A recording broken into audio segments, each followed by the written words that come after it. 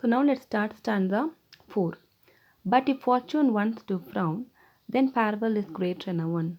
They that fawned on him before use his company no more. So the overall idea from this stanza is when a person is suffers from some kind of misfortune, all his false friends will definitely leave him.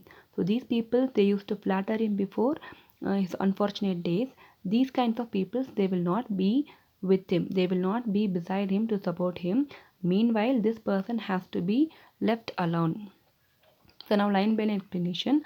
But if fortune wants to frown, so here fortune means your wealth, your money, your respect, your popularity, your fame, everything.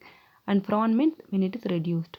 So when your popularity is reduced, then farewell is great renown. So these people who are flattering you, they will just say goodbye to you and they will walk away. So farewell means to say goodbye and go. So they will just tell they will just quit leave you and they will go away. They that fawned on him before use his company no more.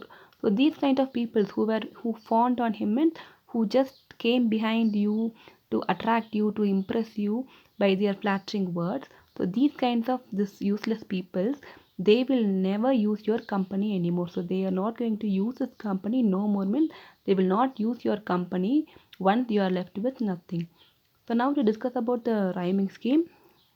So the previous stanza we have ended with E, E and F, F. So here frown, renown, so G, G, before, more, H, H. So the rhyming scheme for this stanza is G, G, H, H. And to discuss about the literary device, there is no any literary device in this stanza. Now let's go to the next stanza. So stanza 5. He that is thy friend indeed, he will help thee in thy need. If thou sorrow, he will weep. If thou wake, he cannot sleep. So here, as I told you already, this is this is this words like thy, thee, these are the Shakespearean English. So here thy means your, thee means you, though even does this mean you. He that is thy friend in need, so he that is your friend indeed. So how we should find our friend indeed? So he's telling he will help thee in thy need. So he will help you in your need.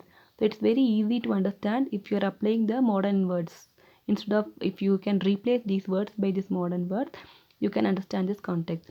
He that is your friend indeed, he will help you in your need. So who is the real friend? That's a friend in need is a friend indeed, right?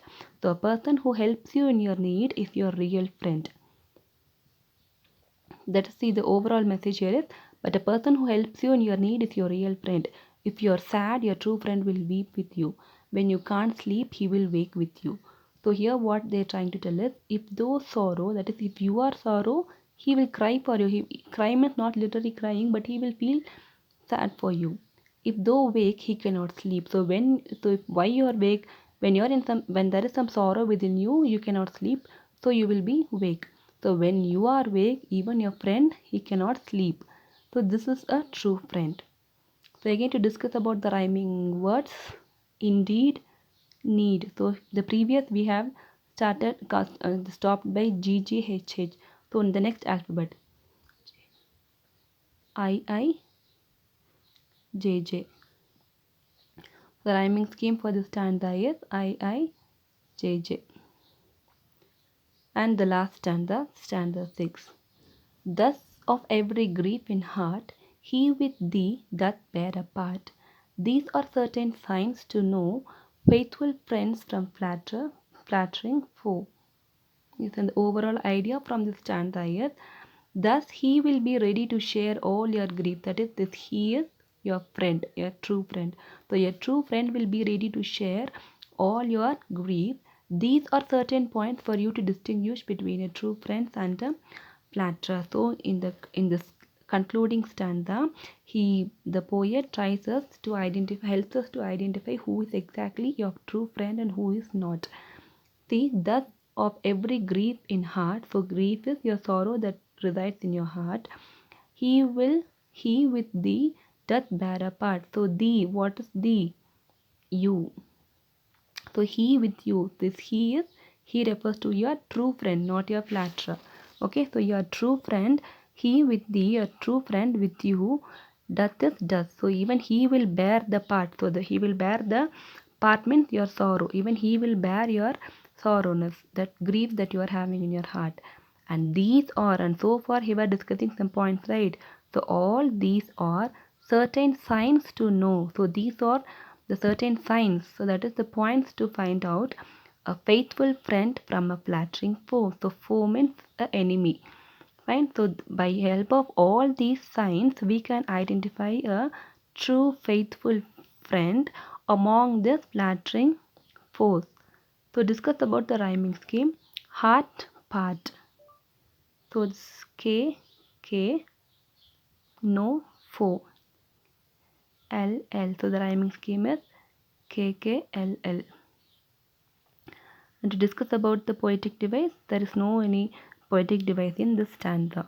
So that's all in this poem. So this, to give an overall glimpse of this, he tells the reader that there are some friends who are true to you and they will stand by you in your difficult times, and there are some people who just flatter you. So we should be aware of our friends and we should not believe in these flatterers. So because they will just leave us when we are in a difficult situation. That's all. Thank you, children.